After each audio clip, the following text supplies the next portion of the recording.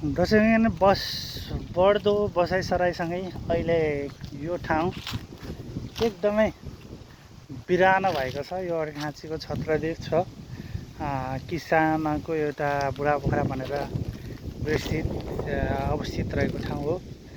पहिला यो आए भने केही वर्ष अगाडि जो देश छोडेर विदेश नलाग्दै यो चौपारीमा यो बरको छारीमा बसेर गाई बाख्राहरू हेर्ने, साँझको समयमा खेतबारीबाट अनि घाँसका बारीहरू बिसाउने थियो। यो मोटर बाटोको व्यवस्था पनि थिएन।